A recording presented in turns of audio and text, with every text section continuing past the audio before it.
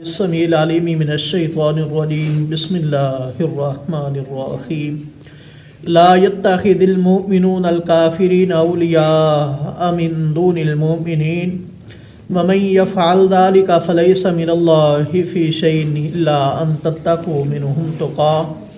اللہ کریم فرماتے ہیں کہ نہ بنائیں مومن لوگ کافروں کو دوست مومنوں کو چھوڑ کر کے۔ آگے فرمایا وَمَن يَفْعَلْ ذَلِكَ، جو یہ کام کرے گا، فَلَيْسَ مِنَ اللَّهِ فِي شَيْءٍ، اس کا اللہ کے ساتھ کچھ بھی تعلق نہیں ہے، إِلَّا أَن تَتَّقُوا مِنْهُمْ تُقَىٰ، مگر یہ کہ بچ بچاؤ کی کوئی صورت ہو تو اس صورت میں مجبوراً ان سے ظاہراً دوستی رکھ سکتے ہیں۔ وَيُحَذِّرُكُمُ اللَّهُ نَفْسَهُ، اور اللہ تمہیں اپنی ذات سے ڈراتا ہے۔ وَإِلَى اللَّهِ الْمَصِيرُ، اور اللہ ہی کی طرف تمہیں لوٹ کر کے جانا ہے۔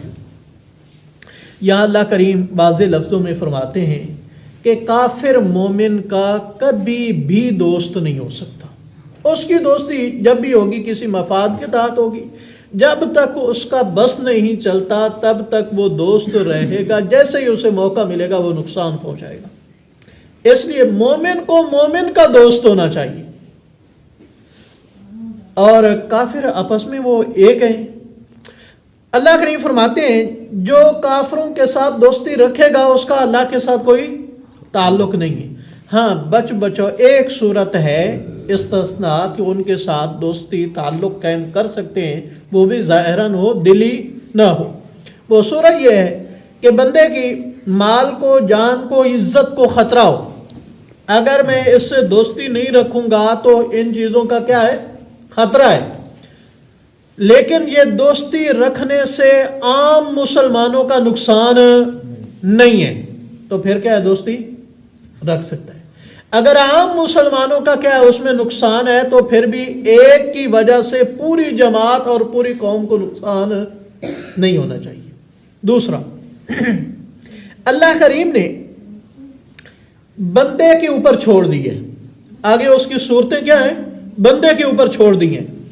آیا یہ اس کو خطرہ حقیقی ہے یا موہوم ہے، یعنی اس کا واہم ہے، اگر میں ایسا نہیں کروں گا تو یہ ہو جائے گا یا ہو سکتا ہے۔ اگر واہمی ایک صورت ہے تو کسی بھی صورت میں اس سے دوستی نہ رکھے، بلکہ اپنے اللہ کے اوپر کیا رکھے؟ بھروسہ رکھے۔ اسی طرح اجتماعی حالت کے اندر، انفرادی حالت کے اندر اگر کوئی خطرہ نہیں ہے تو کافر کے ساتھ دوستی نہیں رکھنی۔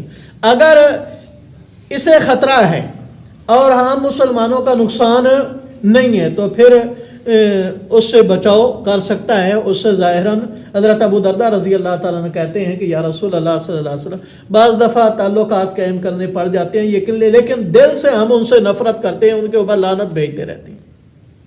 اسی طرح ایک کمانڈر تھے، صحابی رسول تھے، کہ بہت سارے مسلمان کافروں کے قید میں آ گئے، اس نے شرط رکھی کہ کافر نے کہ یہ میری پیشانی چوم لے میں چھوڑتا ہوں، تو صحابی رسول نے کافر کی پیشانی چوم لی تھی، سب کو بچا لیا تھا، اور امیر المومنین حضرت عمر بن خطاب رضی اللہ ان کا استقبال کیا کہ اس نے سب کی جان بچائی ہے۔ دل سے نہیں چوما تھا، دل سے کیا تھی؟ نفرت تھی۔ یعنی کہ جب عام مسلمانوں کا فائدہ ہو رہا ہو اور ان کی جان بچ رہی ہو، عزت بچ رہی ہو، تو اس وقت اس سے ظاہراً کیا کر سکتے ہیں؟ دوستی کر سکتے ہیں، لیکن دلی نہیں ہے۔ اور بعض چیزیں اللہ تعالیٰ نے مومن کے اوپر چھوڑ دی ہیں کہ وہ اپنے دل سے فیصلہ کرے گا کہ اسے خطرہ ہے یا نہیں ہے خطرہ، اور کس نیت سے وہ ان سے دوستی کر رہا ہے۔ اور ساتھ ساتھ یہ بھی فرما دیا کہ اللہ تمہیں اپنی ذات سے کیا ہے؟ ڈراتا ہے، اور تمہیں اس کے پاس لوٹ کر جانا ہے۔ قُلْ إِن تُخْفُوا مَا فِي صُدُورِكُمْ أَوْ تُبْدُوهُ يَعْلَمُهُ اللَّهُ، پیارے پیغمبر صلی اللہ علیہ وسلم نے کہہ دیجئے کہ اگر تم چھپاتے ہو جو کچھ تمہارے سینوں کے اندر ہے یا ظاہر کرتے ہو اسے، يَعْلَمُهُ اللَّهُ، اللہ ہر صورت میں اسے کیا ہے؟ جانتا ہے۔ وَيَعْلَمُ مَا فِي السَّمَاوَاتِ وَمَا فِي الْأَرْضِ، اور جو کچھ آسمانوں میں اور جو کچھ زمین میں، اللہ تو اسے بھی جانتا ہے۔ واللہ علی کل شیء قدیر، اور اللہ تعالیٰ ہر چیز کے اوپر کیا ہے؟ قادر ہے۔ یوم تجد کل نفس ما عملت من خیر محضرا، جس دن ہر نفس جو کچھ اس نے عمل کیا، نیکی کی، اپنے سامنے حاضر پائے گا، اپنی آنکھوں سے دیکھ سکے گا۔ لہذا اگر دنیا کے اندر تمہاری کسی گناہ سے کوئی واقف نہیں ہے تو اللہ تو واقف ہے، اور قیامت والے دن اسے اپنے سامنے کیا ہے پائے گا۔ آگے فرمایا وما عملت من سوء، جس کسی نے کوئی برائی کی اسے بھی حاضر پائے گا۔ اتنا کرنے کے بعد اللہ تعالیٰ نے ایک نیک بندے کی مثال دی کہ کوئی نیکی کرے گا تو اسے اپنے سامنے موجود پائے گا، کوئی برائی کرے گا تو اپنے سامنے موجود پائے گا۔ آگے فرمایا تودوا لو ان بینھا وبینہ امدا بعیدا، اور بدکار بندہ یہ خواہش کرے گا کہ کاش اس کے اور اس کے جرائم کے درمیان ایک بہت بڑا فاصلہ ہوتا، مجھے دور کر دیے جاتے۔ یہاں سے معلوم یہ ہوا کہ دوزخ سے بچ جانا، اللہ کے عذاب سے بچ جانا، یہ اصل میں کامیابی ہے۔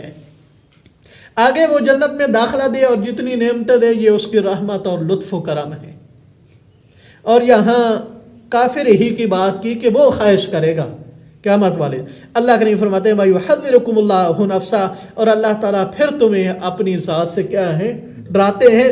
وَاللَّهُ رَءُوفٌ بِالْعِبَادِ، اور اللہ اپنے بندوں پر ترس کھانے والا ہے۔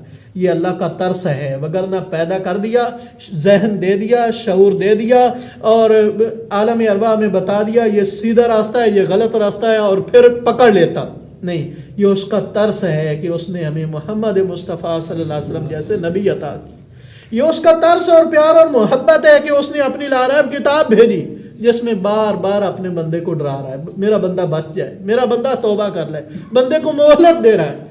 تو اللہ کریم اپنے اسی لطف و کرم میں سے اپنے حصے سے ہمیں بھی معزوز فرمائے۔